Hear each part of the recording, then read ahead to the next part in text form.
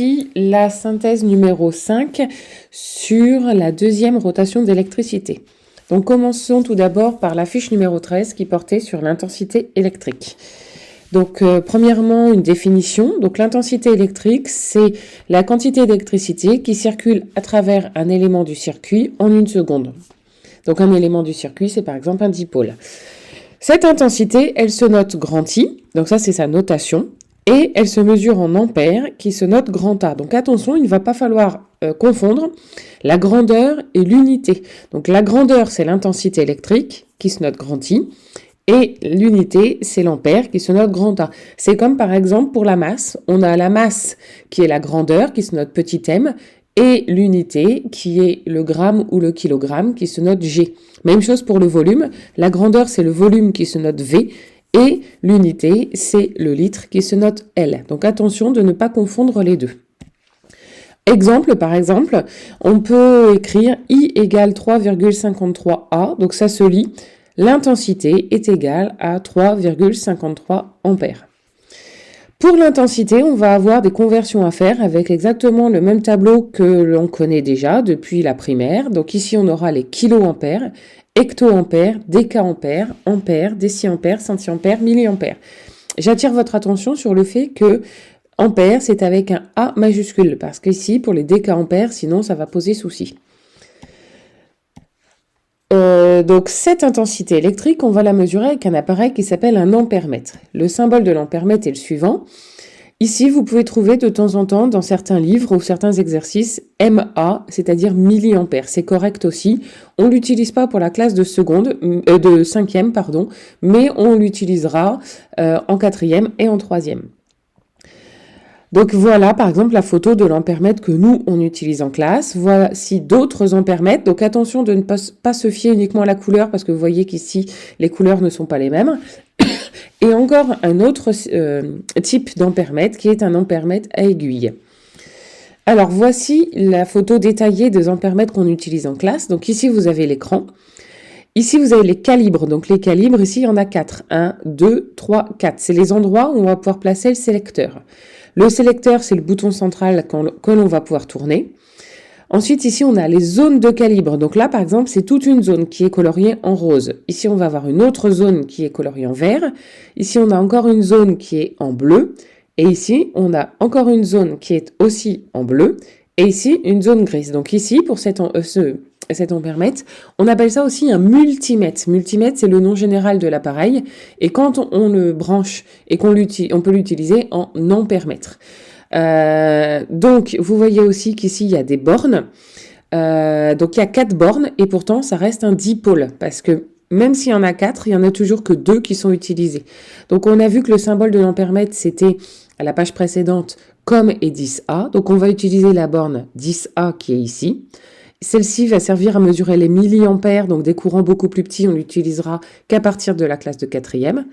Et ici, la borne com qui signifie commune. La zone de calibre que l'on va utiliser, ce sera ici la rose, mais je vous ai déjà dit, attention, ne pas se fier à la couleur, il n'y a pas toujours de couleur. On utilise la rose parce que là, on reconnaît le signe de ampère et que l'intensité est en ampères. Donc, c'est cette zone qui va être servir pour l'ampèremètre. Et au niveau du calibre, dans cette zone de calibre, il y a 3 calibres. 1, 2, 3. On utilisera celui-ci parce qu'ici, vous voyez qu'on retrouve le 10A qui est la borne que l'on utilise. Donc, attention au niveau du vocabulaire. Donc, je répète, ici, on a l'écran.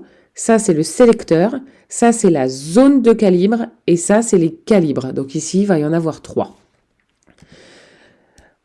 Donc cet appareil-là, l'ampèremètre, il se branche en série.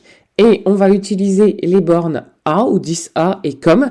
Attention, le courant doit toujours rentrer par la borne A et sortir par la borne COM. Donc pour ça, il faut se souvenir de ce qu'on a vu dans la rotation précédente, qui est le sens du courant. Et le courant circule toujours du plus vers le moins. Donc, voici ce que ça donne ici, par exemple. On a un circuit en série. On a notre ampèremètre qui est branché en série, c'est-à-dire avant ou après la lampe. Et là, c'est pas spécifié, mais on aurait, si on prend le sens du courant tourne comme ça. Donc ici, on aurait la borne 10A et ici, on aurait la borne COM qui ne sont pas indiquées. Même chose ici pour un circuit en dérivation. Donc là, on a placé deux ampèremètres, l'ampèrmètre 1, l'ampèrmètre 2. L'ampèrmètre numéro 1 est branché en série avec le moteur numéro 1, donc il va permettre de mesurer l'intensité qui traverse le moteur. L'ampèrmètre numéro 2 est branché en série avec le moteur numéro 2, donc il va permettre de mesurer l'intensité qui traverse le moteur numéro 2. On aurait pu le placer avant ou après le moteur, du moment qu'il est en série avec le dipôle qui nous intéresse. Donc on revient avec notre sens du courant. Donc ici, le courant part du plus. Donc ici, on aura la borne A et la borne COM. Et même chose pour celui-ci. Ici, on aura la borne A, 10A, et la borne COM. Donc il faut également savoir que cette unité, ampère, vient d'un scientifique français. Et c'est Monsieur Ampère, de son prénom André-Marie, et il inventait des choses importantes sur l'électricité, notamment c'est lui qui a défini le sens du courant. Et donc pour lui rendre hommage, on a choisi de prendre son nom comme unité d'intensité électrique. Donc voici ce que vous avez à retenir pour l'intensité électrique, la fiche numéro 13. Passons maintenant à la fiche numéro 14 qui va détailler les circuits en série. Donc petit rappel, un circuit en série, c'est un circuit qui ne comporte qu'une seule boucle, c'est-à-dire un seul chemin possible pour le courant électrique. Donc ça, c'est les circuits qui étaient préposés dans votre fiche d'activité. Donc le numéro 1, on voit qu'il n'y a qu'une seule boucle de courant, donc c'est un circuit en série. Même chose pour le numéro 4, même s'il y a des petits angles là pour vous prêter à confusion. Donc là, c'est aussi un circuit en série. Le numéro 7 est également un circuit en série, il n'y a qu'un seul chemin possible. Le 5 et le 6 également. Donc ici, on a 5 circuits en série. Alors, on va s'intéresser à l'ordre des dipôles. Donc ici, 2 circuits électriques dans lesquels vous voyez, on a à chaque fois les mêmes dipôles qui sont une pile, un interrupteur ouvert, une lampe, un résistor. C'est juste l'ordre des dipôles qui n'est pas le même. Et bien en fait, on s'aperçoit que ça ne change absolument rien. Ici, le circuit est ouvert, donc la lampe et le résistor ne fonctionneront pas. Ici, même si le courant va traverser d'abord la lampe et le résistor, le courant doit faire le tour entier. Il doit partir du plus et revenir au moins. S'il ne peut pas revenir, il n'y a rien qui fonctionne. Donc là, qu'on mette l'interrupteur en premier ou en dernier, ça ne change rien. Donc c'est la preuve que dans un circuit en série, l'importance des dipôles n'a pas d'importance. L'ordre des dipôles, n'a pas d'importance. Intéressons-nous maintenant au fait qu'un dipôle puisse être en panne. Donc ici, on va avoir un circuit en série qui comporte un générateur et 2 lampes qu'on a appelées L1, L2. On imagine que la lampe L1 est en panne. Donc le courant part du plus, là il y a un trou dans le circuit, donc il ne peut pas passer, donc la lampe numéro 2 ne brillera pas. Maintenant, c'est la lampe numéro 2 qui est en panne, donc ça fait également un trou dans le circuit. Le courant ne va pas pouvoir revenir au moins, donc il ne fait pas son circuit en entier, donc la lampe L1 ne fonctionnera pas. Donc ce qu'il faut retenir, c'est que dans un circuit en série, si on a un dipôle qui est détérioré, c'est-à-dire en panne, il n'y a plus rien qui fonctionne. C'est comme si on avait un circuit qui était ouvert. Dernière chose qu'on va voir sur les circuits en série, c'est le nombre de dipôles. Donc là, par exemple, on a un générateur avec une seule lampe. On voit qu'elle brille fortement. Ici, on a rajouté un résistor. Donc, en fait, le générateur va toujours fournir la même quantité d'énergie électrique, sauf que cette énergie électrique va devoir être partagée. Donc, du coup, la lampe en aura moins, donc elle brillera faiblement. On rajoute maintenant un 3e dipôle, un moteur. Donc là, maintenant, l'énergie électrique qui est fournie par le générateur doit être partagée, non plus en 2, mais en 3. Pas forcément équitablement. Ça, vous verrez ça en 4e, comment l'énergie électrique se partage. Mais toujours est-il que la lampe en aura moins. Et donc, du coup, elle va briller très faiblement. Donc, ce qu'il faut retenir, c'est que dans un circuit en série, plus on va ajouter de dipôles, moins les lampes vont éclairer fortement. La quantité d'énergie que va avoir chaque dipôle sera plus petite, donc il fonctionnera moins bien. Donc, si c'est une lampe, elle va briller moins. Si c'est un moteur, il tournera moins vite, etc. Donc, voilà ce que vous avez à savoir sur les circuits en série. Passons maintenant aux circuits en dérivation. Donc, petit rappel, un circuit en dérivation, c'est un circuit qui contient minimum 2 boucles. Donc, on revient à nos circuits de tout à l'heure. Cette fois-ci, il y en a 3 qui sont en dérivation. Le numéro 2, on voit qu'ici, il y a une intersection. Le courant va falloir qu'il choisisse. Soit il va aller de ce côté, soit de ce côté, mais il ne peut pas faire les deux. Il va falloir qu'il se partage. Donc, c'est un circuit en dérivation. Même chose ici. Là, on a un nœud et donc, du coup, le courant va être obligé de se partager. Et même chose également pour celui-ci. Quand il arrive ici, le courant doit se partager. Soit il vient là, soit il vient là. Donc ici, on a 3 circuits en dérivation. Petite remarque, c'est des circuits que j'ai pris directement sur Internet et il y a une erreur. Les plus et les moins des générateurs ne sont pas indiqués et on ne peut pas savoir le sens du courant. Mais ça ne gêne pas pour ce qu'on a à en faire ici, de savoir si c'est des circuits en série ou en dérivation. On va s'intéresser, comme tout à l'heure, à l'ordre des dipôles. Donc ici, on a un circuit en dérivation qui comporte une pile, un résistor, une lampe. Là, on a changé l'ordre des dipôles et ça ne change absolument rien. L'ordre des dipôles, c'est comme pour un circuit en série, n'a pas d'importance. Intéressons-nous maintenant aux dipôles en panne. Donc, on a un circuit en dérivation qui comporte 3 lampes, L1, L2, L3. Donc, premièrement, c'est la lampe numéro 1 qui est en panne. Donc, ça fait un trou dans le circuit. On voit que là, dans la première boucle, le courant ne peut pas passer, il y a un trou dans le circuit. Par contre, il peut très bien passer dans la deuxième boucle. Donc, les lampes L2 et L3 vont briller. Maintenant, c'est la lampe L2 qui est en panne. On voit que le courant, ici, peut passer dans la première boucle. Donc, les lampes L1 et L3 vont briller. Maintenant, c'est la lampe L3 qui est en panne. Et là, le courant ne peut pas passer ni dans la première boucle, ni dans la deuxième boucle. Donc, toutes les lampes seront éteintes. Donc, ce que vous avez à retenir, c'est que quand on a un dipôle qui est en panne dans un circuit en dérivation, s'il est dans une branche dérivée, les autres dipôles continuent à fonctionner. Par contre, s'il est dans la branche principale, il n'y aura plus rien qui va fonctionner. On va revenir sur les branches dérivées et principales à la fin de ce diaporama. Donc maintenant, le nombre de dipôles. On a un générateur avec une lampe, vous voyez qu'elle brille fortement. On rajoute un dipôle, donc un résistor. Vous voyez que la lampe brille toujours fortement. Et on rajoute maintenant un moteur et cette lampe va toujours briller fortement. Donc là, c'est différent par rapport au circuit en série.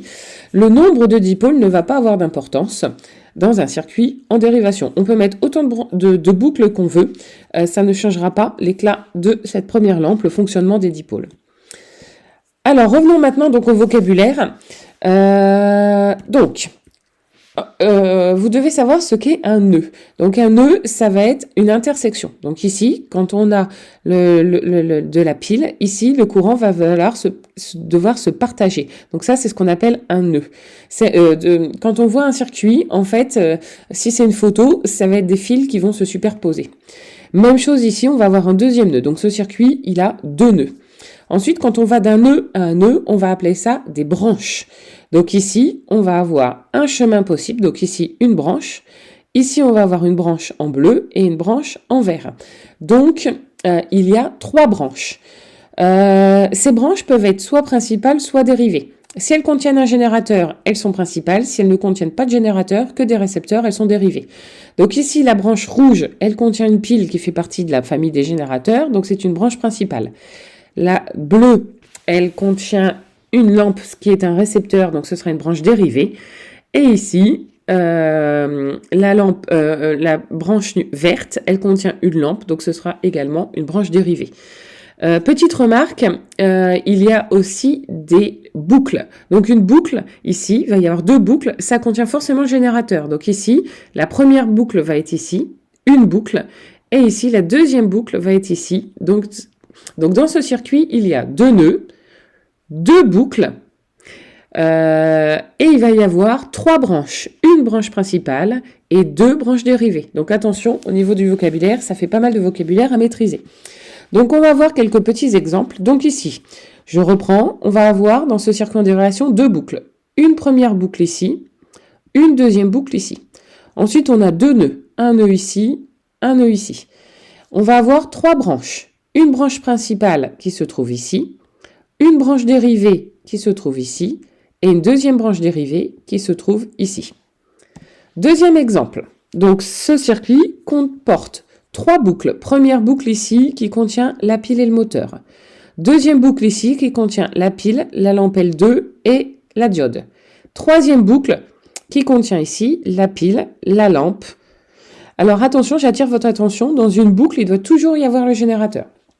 Ensuite, on va compter les nœuds. Donc cette fois-ci, il y a un nœud ici, un nœud ici, un nœud ici et un nœud ici. Donc 4 nœuds.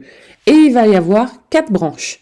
D'ici à ici, on a une branche principale. D'ici à ici, on a une branche dérivée.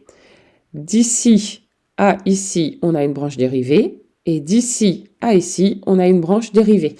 Attention, j'ai vu quand vous faisiez les fiches d'activité, en fait, de temps en temps, vous comptiez mal le nombre de branches. Qu'on parte d'ici de ce nœud avec le moteur ou d'ici à ici de ce nœud à ce nœud, il n'y a que le moteur. Donc en fait, c'est une seule et même branche. Il ne faut pas compter plusieurs fois. D'accord? Donc ici, 4 branches, pardon, 3 boucles et 4 nœuds. Troisième exemple pour comprendre encore un petit peu mieux. Donc ici, on a un circuit qui va comporter 3 boucles. Première boucle ici, du générateur avec les 2 lampes. Deuxième boucle, le générateur avec le moteur. Troisième boucle, le générateur avec le résistor. Ensuite, on va compter les nœuds. 1, 2, 3, 4 nœuds.